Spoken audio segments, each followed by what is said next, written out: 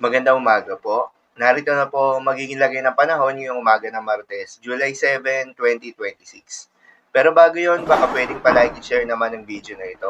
Comment ka na rin kung taga saan lugar ka para malaman natin kung hanggang saan umabot ang video na ito. Huwag mo din kalimutan na mag-follow at mag-subscribe sa ating Facebook page at YouTube channel.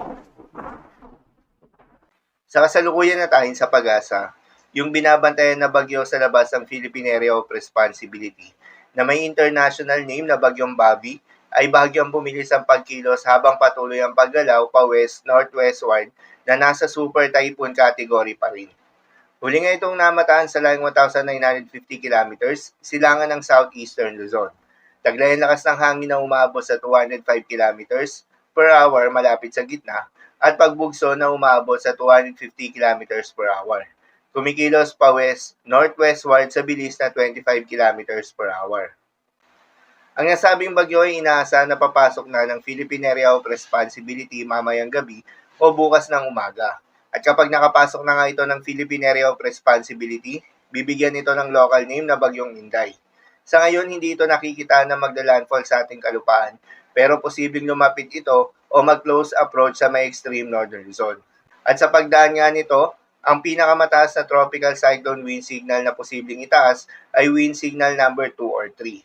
Asahan rin na palalakasin nito ang southwest monsoon o hanging habagat na siya magdadala ng mga katamtaman hanggang sa malalakas na mga pagulan. Paalala pa rin po palagi na posible pa rin ang mga pagbabago. Kaya naman patuloy lamang na magantabay sa mga update nating ilalabas, lalo na ng Pag-asa. Para naman sa magiging lagay ng panahon ngayong araw ng Martes, dahil nga sa epekto nitong easterlies, asahan sa Cagayan Valley at Aurora, ang bahagyang maulap hanggang sa maulap na kalangitan na may kalat-kalat ng mga pagulan o thunderstorms. Posible ang mga pagbaha o pagguho ng lupa during severe thunderstorms. At sa Metro Manila at nalalabing bahagi pa ng ating bansa, ay asahan rin yung bahagyang maulap hanggang sa maulap na kalangitan na may kalat-kalat ng mga pagulan o thunderstorms na dulot ng mga localized thunderstorms. Posible rin ang mga pagbaha o pagguho ng lupa during severe thunderstorms. Madalas, nabobo ang mga thunderstorms na ito tuwing hapon o gabi na nagtatagal ng 1 hanggang 2 oras.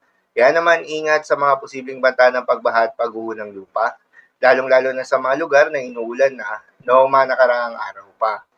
Para naman sa magiging lagay ng mga dagat baybayin, ayon sa Pag-asa ay wala tayong nakataas na gale warning sa anumang seaboards ng ating bansa. Kaya naman malayong makakapamalaot yung mga kababayan nating mangingisda at yung may mga maliliit na sasakyan pandagat. Subalit iba yung pag-iingat pa rin, lalo na kung meron tayong offshore thunderstorms activity. Asahan yung paglakas ng hangin at kakibat nito ay pagtaas rin ng mga pag-alon. So yun lamang ko para sa lagay ng panahon ngayong araw ng Martes. Keep safe everyone.